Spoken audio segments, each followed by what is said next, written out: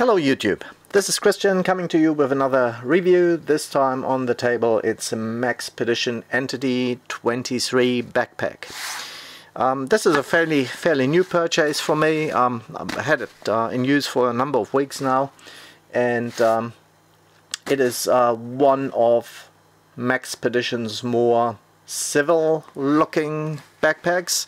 I believe they would classify that as a grey man bag, so a bag that has concealed carry options, some kind of EDC tactical features while looking like an ordinary backpack, in order not to draw too much attention to yourself in a situation where perhaps public unrest or something along these lines might occur, and you don't want to carry anything that draws attention because you're obviously maybe carrying a tactical backpack or something along these lines. Personally, I don't understand all that all too well. I'm living in New Zealand, where concealed carry is not a thing, and I believe in most other countries on this planet concealed carry, or open carry for that matter, is not too much of an issue. And from a philosophical perspective, or it kind of doesn't compute, because if you want to be unconspicuous, take a Jansport backpack, or an everyday backpack that can be identified as just an ordinary item. If you wanted to do that, personally I think in a shit hit the fan kind of scenario, making it known that you're actually armed makes you a less attractive target, perhaps. So I think it might actually be also looked at the other way, to actually say, well, you know, if somebody's going after you because of the things you might be carrying in your bag, you might as well look dangerous and therefore not be as attractive, because there's obvious risk involved getting these things. So I think your average thug will actually pick a target that is easy prey, and therefore I don't entirely understand how that entire greyman concept in some scenarios is supposed to be working out. But nonetheless, I got this pack mostly because I am often in scenarios where a tactical look is perhaps not quite right in an office environment, or sometimes when you're traveling, and in this particular case but just an ordinary looking bag is a preference. Now this bag here has 23 liters of volume.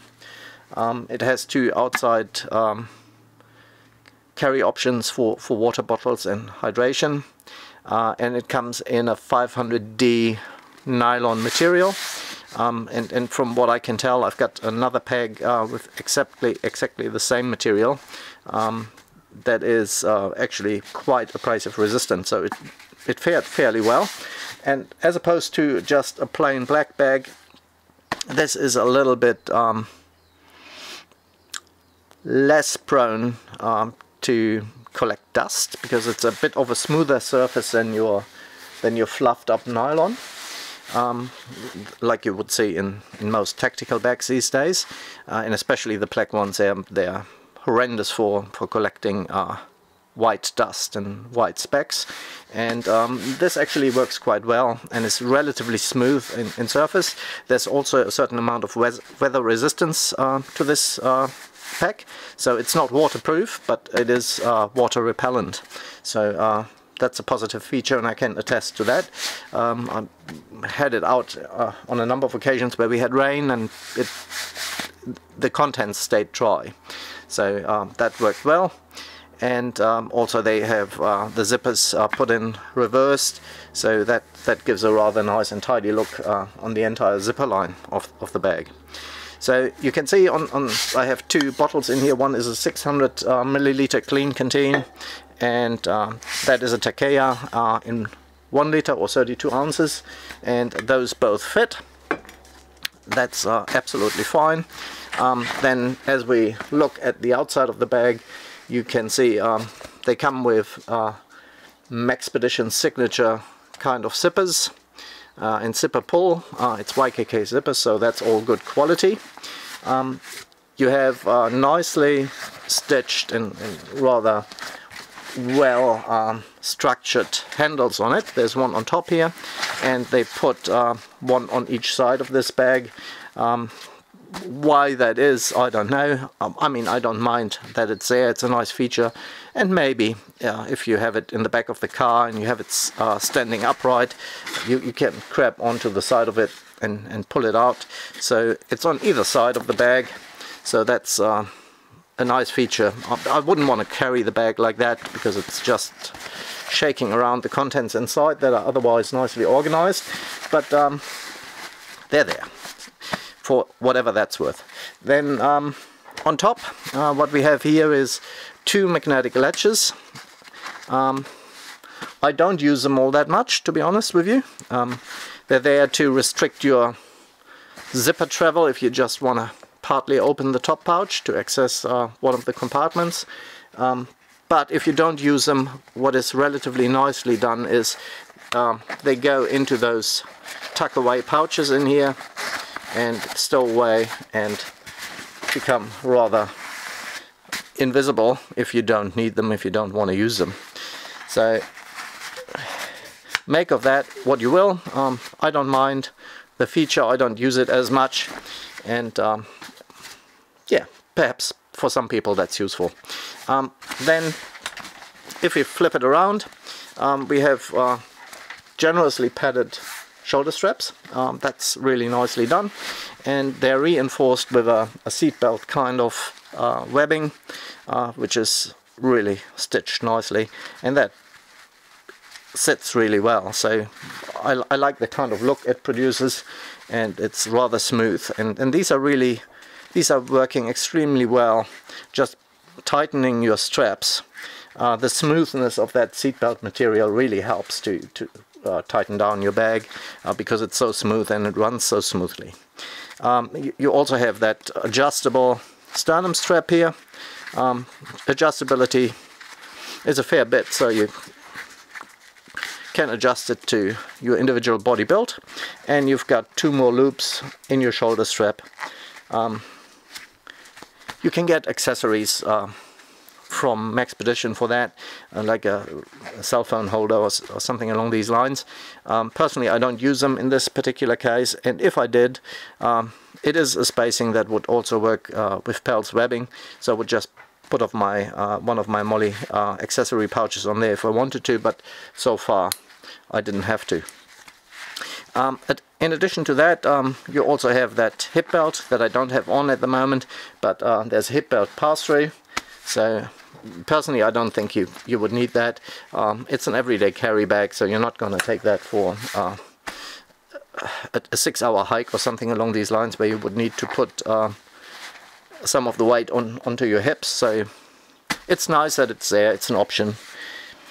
Then looking at the padding on your back, that's nicely ventilated, and as is the inside of your shoulder straps. You have that webbing here that is kind of making sure that you get a little bit of air under these areas, and that works well too. And the next thing you find just behind it, it's at the moment there's Velcro holding it together, but you've got a pass-through. So this is also for your airport travel. If you want to put it onto a trolley or something along these lines, you can use that to tuck it onto your trolley through the handle of your trolley, and that usually works quite well. Next up, in terms of pockets, is your concealed carry pocket, which is accessible from both sides.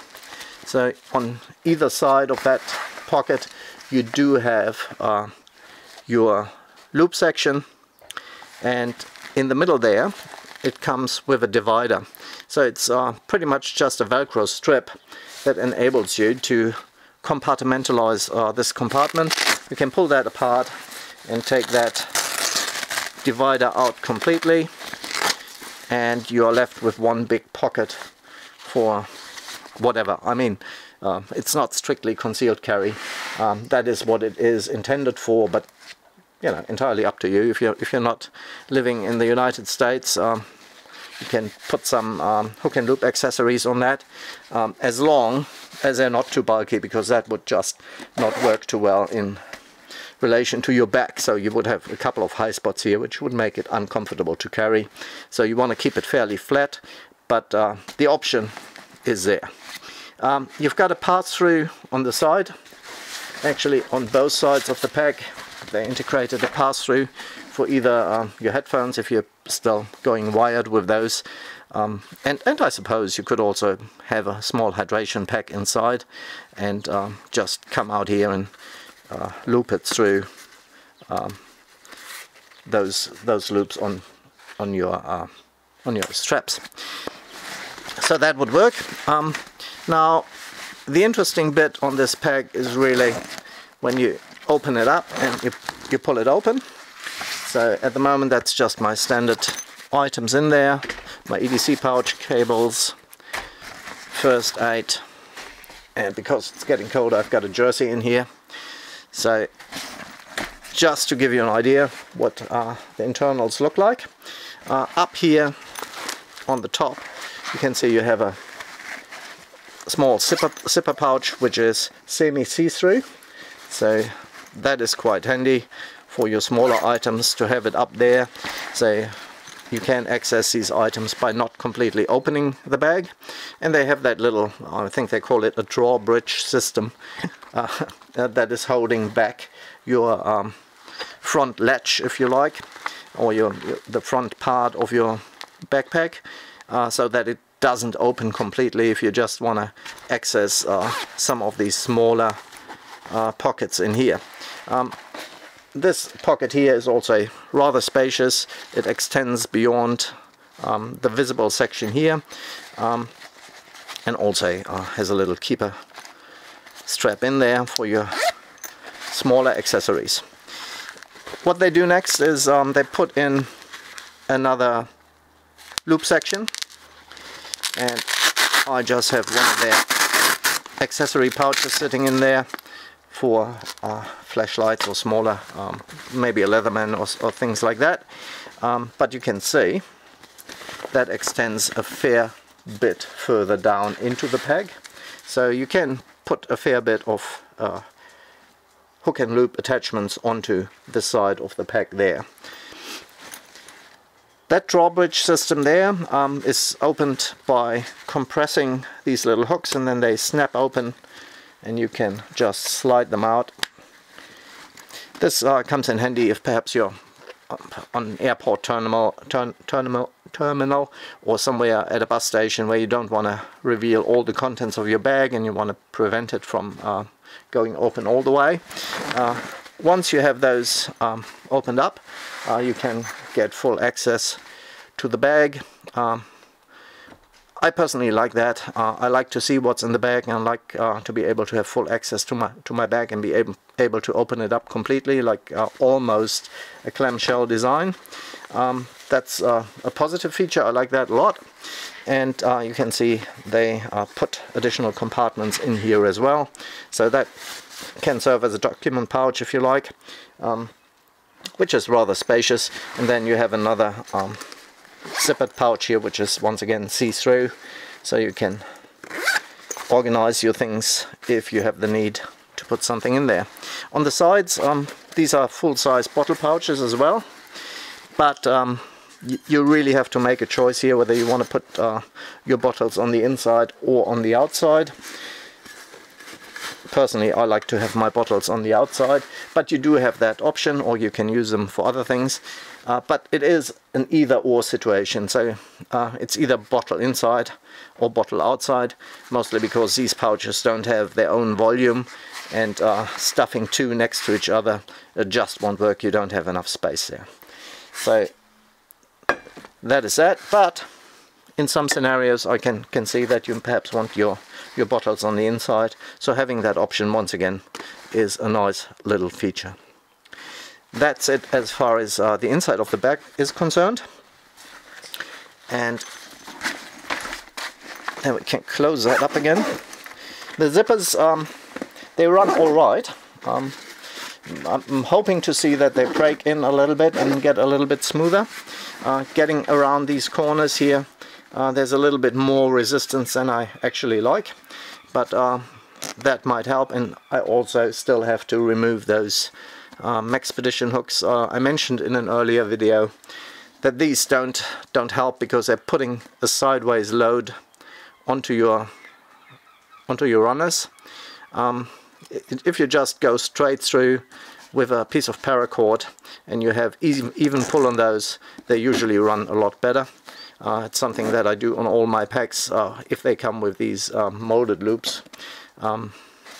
That's a little improvement you can do. And you can see this main compartment here, you can close that or keep that sort of closed, because they've got a little lock hole in here. So either you put a little lock in here or a zip tie if you want to temporarily make sure nobody's opening that. Same goes for your laptop compartment, which is in the back. And I believe the 23-liter version is the first one in the line that comes with a separate compartment for a notebook at the back. I've got a 15-inch MacBook Pro, and that's a rather nice smooth compartment there, and it takes my 15-inch MacBook Pro, no troubles at all. You can go a little bit bigger there, but don't quote me on that. Always make sure you confirm the size with the size of your actual notebook. But that's a nice feature to have there at the back, and certainly useful for me. On top of that, or rather on the side of it, you find we have these additional organizational pouches, which is pretty much just 3 separate and one big compartment there, and then again your see-through zippered pouch on the side there. And once again, in relation to your bottles, you gotta really make sure it's almost either one. So you can't pack an awful lot in there, otherwise it's getting a little bit tricky, especially if you put it on the side. And that is also one of my criticisms with this particular bag. I don't find that to be a very smart solution, and we get to that in a moment. But you can see there's no retaining mechanism, no strap whatsoever for your bottles, and the material is rather slippery.